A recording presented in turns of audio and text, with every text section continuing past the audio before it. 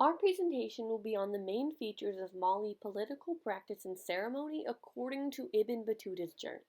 We're first going to look at some background on Ibn Battuta, then look at the adoption of Islam in Mali, then look at the importance of social structure, and finally focus on the importance of material items such as literature and music. Now let's go ahead and look at some background on Ibn Battuta.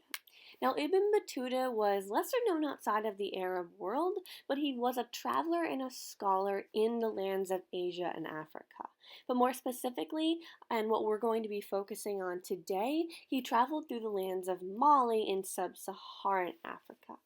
And he provided information throughout the 1300s in the 14th century on the Muslim world that we still use today when learning about these cultures.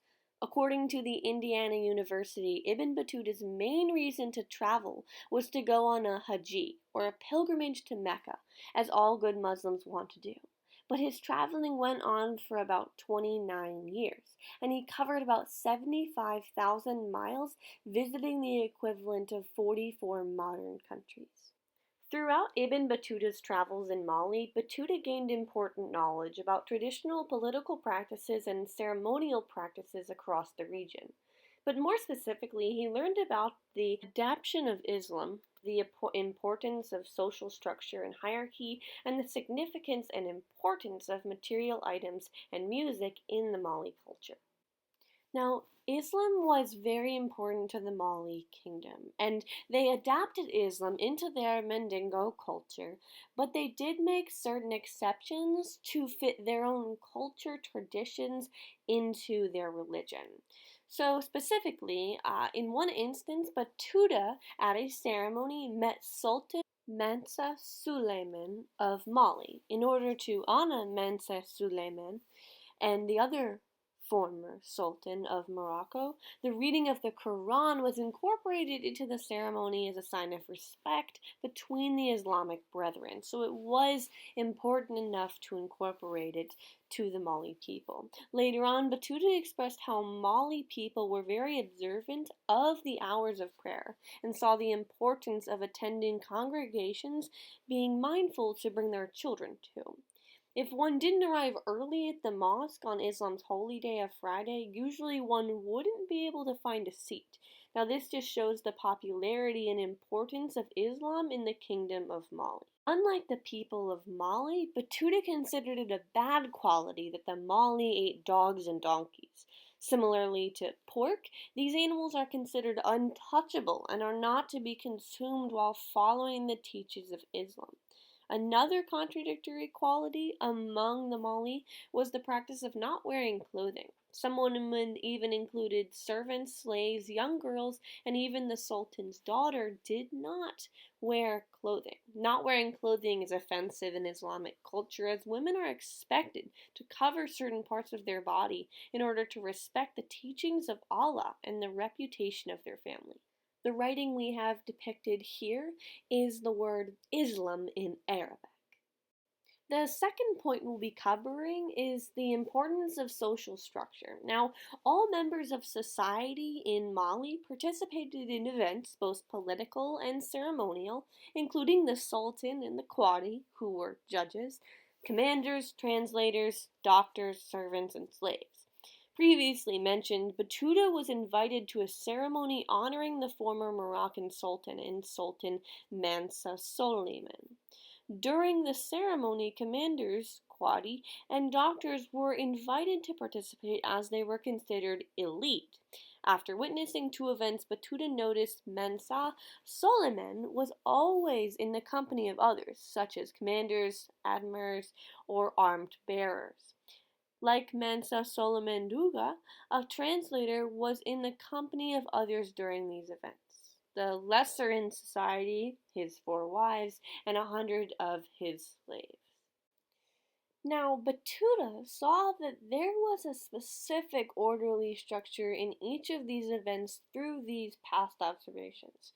Every Friday after the Asr prayer, Battuta noticed that there would be a scheduled ceremony Duga performed due to his high status.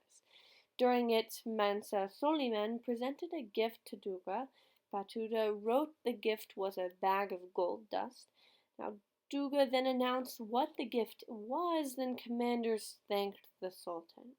The next day, which was Saturday, commanders ended the ceremony by giving Duga a gift according to their specific rank. Next, we'll look at our third point, the importance of material items such as literature and music. Now, some of the most important aspects of Mali culture, according to Ibn Battuta's observations, were food, clothing, literature, and music in ceremony. Food was almost seen as sacred in Mali culture. Ibn Battuta details a grand banquet in which he was offered gifts of even more food after the feast. Quote, "It was 3 cakes of bread, a piece of beef fried in native oil, and a calabash of sour curds." Though Ibn Battuta scoffed at the insignificant gifts, this shows that Mali saw food as Ibn Battuta saw gold, jewels, and riches. In another quote, it states, "A gift of betel is a far greater honor than a gift of gold and silver." Obviously, the Mali people valued the crops they worked hard to grow, in this case, the betel leaves. Mali also celebrated the fast breaking with 2 festivals full of feast days with extravagant weapons of gold, silver, and crystals, and thrush masks with a wooden head with a red beak, music, and poetry. The Mali also practiced the eating of carrion, dogs, and asses, which were seen as taboo in many other cultures even today. Battuta even visited cannibals in Mali who found food more sacred than the rest and believed that the color of one's flesh made one purer and riper. Now, clothing is mentioned many times by Battuta and in a wide variety of fashions, especially in the presence of the Sultan during ceremony and prayer. Mali people saw the addition, or more often, the removal of clothing to be good manners. Some of the clothing noted was, quote, "a gold skull cap with a gold band shaped like knives, a velvet red tunic called mutinfas, beautiful robes, and on their heads golden silver fillets with balls, in their ears large pendants having an opening of half a span, and over his head canopies of colored silk with a golden bird." All of these examples and excerpts from Ibn Battuta's journeys paint a beautiful picture of the importance of material items in Mali culture. The Mali people also had specific rules with clothing, particularly in the presence of the Sultan, as that was their idea of good manners. Now, we have 3 examples displaying this idea. First is, quote, "The person summoned takes off his clothes and puts on worn garments, removes his turban and dons a dirty skull cap, and enters with his garments and trousers raised knee-high." The second, quote, "Women go into the Sultan's presence naked. Then there is their custom of putting dust and ashes on their heads as a mark of respect, and the grotesque ceremonies we have described when the poets recite their verses," end quote. And finally, they wear clean and white garments to the Friday service, end quote. On the left side of the screen, you can see a picture of the Timbuktu manuscripts, or Mali manuscripts, that date back to the 13th century. They are Arabic and the African texts that discuss the city's glorious past. Africa has a rich legacy of written history, contrary to the popular notion that oral traditions alone preserve the continent's heritage. Moving on to the right side of the page, Ibn Battuta also notes Mali's fascination with literature and storytelling a number of times. He says that on Fridays after service, quote, "reading desks were often brought in and the Quran was read through," end quote. Battuta states that the Mali people had, quote, "a zeal for learning the Quran by heart," end quote. He also says that they put their children in chains if they were not memorizing the Quran well. They would not be set free until they had learned it. At festival the Battuta attends, he also finds that poets make up ridiculous as they recite their sermonizing poetry. Now, music is one of the most crucial aspects of the Mali people's political practice, ceremonial practice, and everyday life. They find music in everything, even through weapons and food. Quote, those confirm his words, which they do by plucking the cord of the bow and releasing it with a twang, just as an archer does when shooting an arrow, end quote. In another example, the Sultan is always preceded by his musicians, in which he takes his time, walking slowly in a leisurely fashion, while his people stand in silence as respect.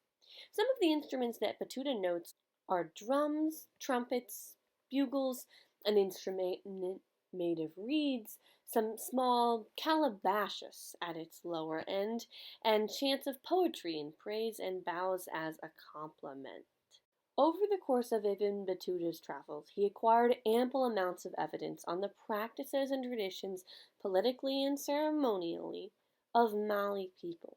He learned about their adoption of Islam, the significance of social structure, and the importance of material items and music in Mali society. Nearly 700 years later, his experiences are still being shared, and Battuta's knowledge lays a concrete foundation for our understanding of the Mali people today.